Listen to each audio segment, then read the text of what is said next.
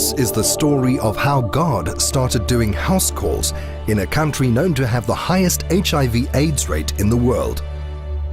It is a story of transformation, brought about when individuals see a need and choose to become involved, when they give of themselves and their time to bring relief and hope without expecting anything in return.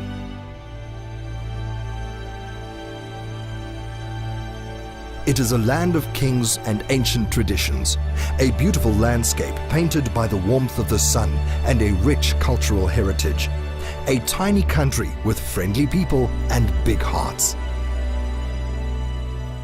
This is the Kingdom of Swaziland.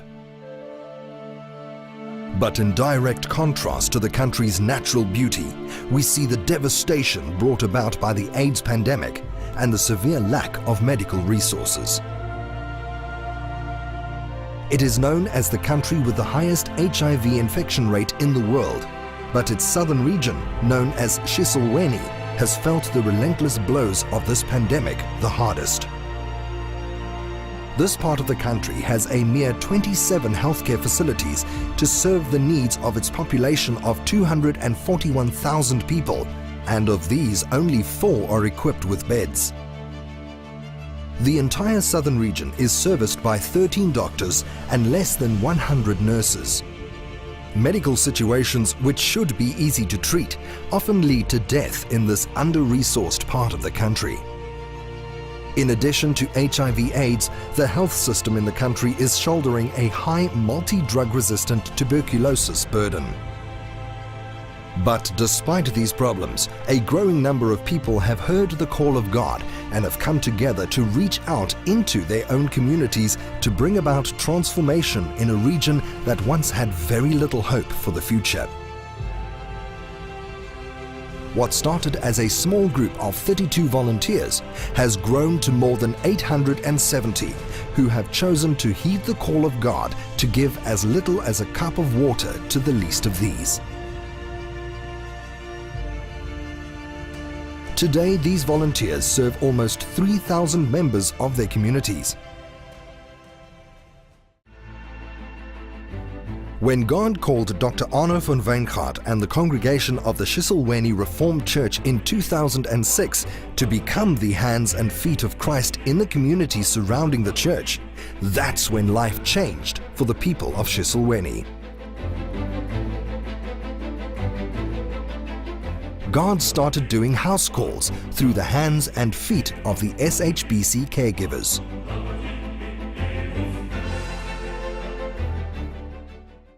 After a few years, we found that virtually every Sunday, many people in the congregation could not attend the church services because they were attending a funeral somewhere. And I realized that there were so many funerals going on, and the cause of this was people dying due to HIV and AIDS. And I started praying about this and asking God, what could we as a church do to help the people? Eventually in 2005, after many years of studying the causes of this disease and trying to find out ways that churches could get involved with it, I was invited to the Netherlands to present some workshops on HIV and AIDS and the church. And while I was there, I had an amazing experience with God while traveling on a bus one day, and once again praying to God and asking Him, what could we do about this? And then I clearly heard God's voice in my mind saying to me, go back to Swaziland and go to your congregation and let them become my hands and my feet in the community. For the grandmother who was still mourning the death of her daughter and left to care for her small children, hope was needed. The wife who was diagnosed with HIV and hid her antiretroviral tablets from her husband needed courage. A widow who was bent over by the scourge of HIV/AIDS, waiting out her days for someone who could help her move from her bed, needed a house call to remind her of God's love for her. Moved by a sincere care and love for their people and a desire to comfort the hopeless, The SHBC caregivers have since 2006 been providing home-based care to community members living with HIV/AIDS.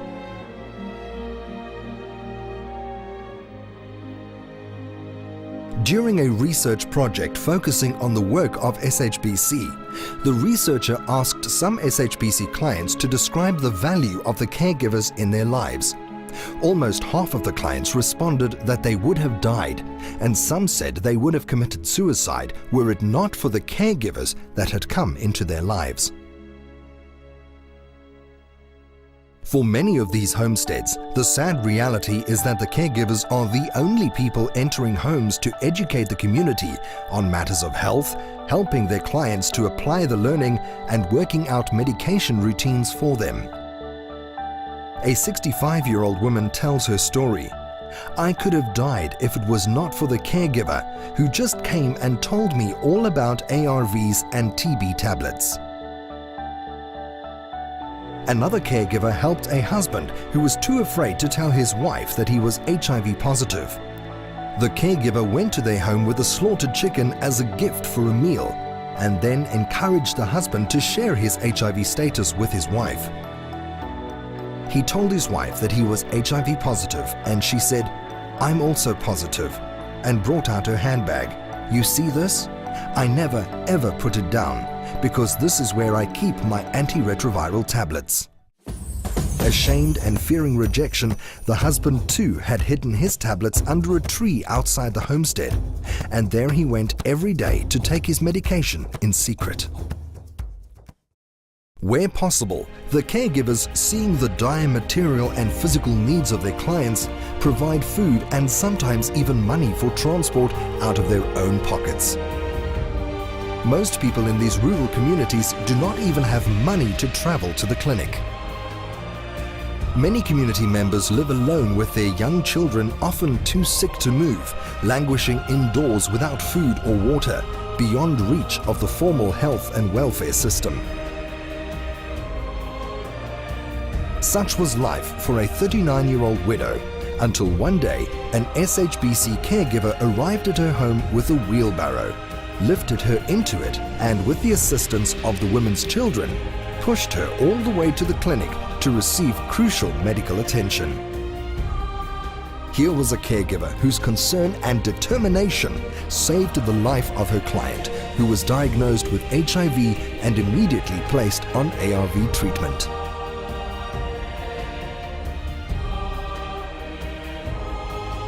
While there is still too often a stigma attached to being diagnosed with HIV, SHBC caregivers create a space of comfort and emotional safety for their clients to express their fear about being diagnosed. Clients rejected by others find not only a source of reassurance and acceptance in their caregiver, but experience what it is like to be loved with the love of God. Ngihlala ngedwa ekhaya, ngiyagula nalokugula. Akekho nalongangisida Nkosi yami. Ngi-HIV. Ngiyahlala nje, hawu sekufika nabanakeleli Nkosi yami bangisida. Sengize ngingcono, sengiyakhona nokuhamba hamba. Sengiphilile impela bangisida banakeleli, bangikhuthaza kudla emaphilisi. Ngiyabonga ngoba impilo yami yasitakala ekubeni kufike banakeleli. The tremendous emotional support and spiritual enrichment these caregivers provide to their community members have literally changed the lives of these men and women. The life-saving impact of their role in their clients' lives is epitomized in this story of a 53-year-old woman who said, "I was not able to share my problems with anyone around me. But when the caregiver arrived, that's when life changed. She shared the word of God with me, giving hope and encouraging me to go on with my medications." The caregivers often also support their clients' family members, counseling them and encouraging them to give an HIV-positive family member more love and support. Through words and by example, caregivers are changing lives in Shiselweni. SHBC only partners with organizations whose vision resonates with theirs. These partners include World Vision, Swaziland's National Emergency Response Council on HIV and AIDS, MTN, and the Taiwan Fund for Children and Families, who all serve the cause of those living with HIV and AIDS. SHBC do not consider themselves the answer to Swaziland's problems, but simply see themselves as change agents for these communities. The message of each SHBC story is that you can also be the hands and feet of Christ in your community. And that is when life will change.